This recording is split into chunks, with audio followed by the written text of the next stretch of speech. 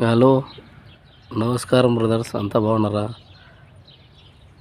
అంతా బాగున్నారా అని ఈ రాజకీయాలు ఏందోలన్నా చెప్పేదానికి లేదు. ఏ రాజకీయ నాయకులు వచ్చినా కూడా మనం గుర్తించేది ఏం లేదు. ఈ భూ కబ్జాలు ఉన్నాయి, భూ కబ్జాల గురించి కొంత ఈ రాజకీయ నాయకులు పట్టించుకుంటే బాగుంటుందనే ఆలోచన. చంద్రబాబు నాయుడు గారు కానీ, పవన్ కళ్యాణ్ గారు కానీ కొంత పట్టించుకోవాలి వీళ్ళు. ఈ గ్రామాల్లో ఏమన్నా గొర్రెలు మేసేదానికి, జీవాలు మోసేదానికి కనీసం ఒక బెత్తడి స్థలం లేకుండా మొత్తం పట్టాలు చేయించుకొని తంతి నాటు పెట్టుకుంటారు. రోజుల్లో సచ్చి అబద్ధ పోయేది 5 అడుగులు అంతే, 5 అడుగులు 6 అడుగులు వేసేసి పూడ్చేస్తారు అంతే. అయినా ఆశ ఎక్కువ అయిపోయింది మనుషులకి. కానీ వాళ్ళు చేసేవాళ్ళు అట్టు చేయిస్తారు, డబ్బు కోసం ఆశపడి చేయించుకునే వాళ్ళు అట్టు ఉండరు, చేసేవాళ్ళు అట్టు ఉండరు. ఈ ప్రభుత్వాలు కూడా అట్టు ఉన్నాయి.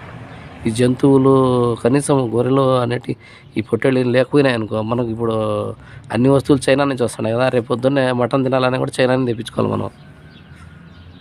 మటన్ తినాలన్నా కూడా చైనా నుంచి తెప్పించుకొని, చైనా వాడి మటన్ మనకు సేల్ చేస్తాడు. వాడు పంపించి ఆ మటన్ తిని సొంగ రోజులు పోతాం, సొంగ రోజులు వచ్చాం. అంతా డూప్లికేట్ పంపిస్తాం. అట్లా ఇప్పుడు అన్ని వాడి వస్తువులే తింటున్నాం. ఇప్పుడు అదొకటి మిగిలిపోయింది. అదే ఇప్పుడు అవి కూడా లేకుండా ఈ ప్రభుత్వాలు వచ్చేసి కనీసం ఒక బెత్తడి స్థలం కూడా లేకుండా చేసేసి ఈ అన్ని భూకబ్జాలు చేసేసి గొర్రెలు మేపుకునే దానికి ఒక్కరు కూడా పెట్టుకోరు. ఏడ మేపుతారు పాపం, వాళ్ళు అమ్మేస్తారు అంత. మన అసలు మటన్ అంటే ఎందుకు పిల్లోళ్ళు, మన పిల్లలు పుట్టబోయే పిల్లోళ్ళు మటన్ అంటే ఎందుకు దాంట్లో పుస్తకాలు చూడాల్సిందే కానీ బయట నుంచి ఆడి నుంచి వస్తుంది. గొర్రెలు బర్రెలు కూడా చూడలేరు ఇంక పోంగా. ఇప్పుడే ఆవులు అన్నీ కరువు అయిపోయినాయి. ఒక నాటేమన్నా దొరుకుతుంది చూడండి. ఆవులు ఎద్దులు కనపడుతున్నాయి ఏమన్నా. ముందు ఇంటింటికి ప్రతి ఒక్కరి ఇంట్లో గొర్రెలు, ఆవులు, ఎనుములు అన్నీ ఉండే. ఇప్పుడు అస్సలు లేవు. ఒక ఇంట్లో కనీసం ఒక పల్లె వచ్చేసి 50 ఇండ్లు ఉంటే 100 ఇండ్లు ఉన్నా కూడా మినిమం తక్కువ ఉన్నా కూడా ఒక 2 ఇండ్లలో కూడా లేవు ఇప్పుడు. అదే ఇంకా రేపు పొద్దున పోతా పొంగ అసలు మనం చూడలేము. ఉన్నాయి బర్రెలు అంటే ఏంటియో, గొర్రెలు అంటే ఏంటియో, అసలు పొట్టేళ్ళు అంటే మేకలు అంటే మనకు తెలియదు. ఇంకా అన్నీ మన పుస్తకాలు చదవాల్సిందే. చైనా వాడు అన్నీ పంపిస్తాడు, మన దగ్గర తినాల్సిందే. కనీసం మారాల మనుషులు, కనీసం మంచితనం. మనకు కనీసం గొర్రెలు మేసేదానికి కొంచెం స్థలాలు కేటాయించి, ఇంకా రైతులకు గొర్రెలు ఇప్పించే లోన్లు ఇచ్చి అన్నీ చేయాలా. గొర్రెలు పొట్టేళ్ళని లోన్లు ఇచ్చి మేపేదానికి వాళ్ళకి వసతి ఇచ్చి అన్నీ చేయాలి. కానీ ఇదేంది అంతే, మారదు ఇది. మన ప్రపంచం అంతే. మన ఇండియా ఇంకా ఏమైపోతుందో కూడా తెలియదు. ఇట్టే లాస్ట్కు ఇప్పుడు కోల్డ్ అట్ట వచ్చినాయి చూడ, చికెన్ నాటుకోళ్ళు అడ్రస్ లేకుండా పోయినాయి.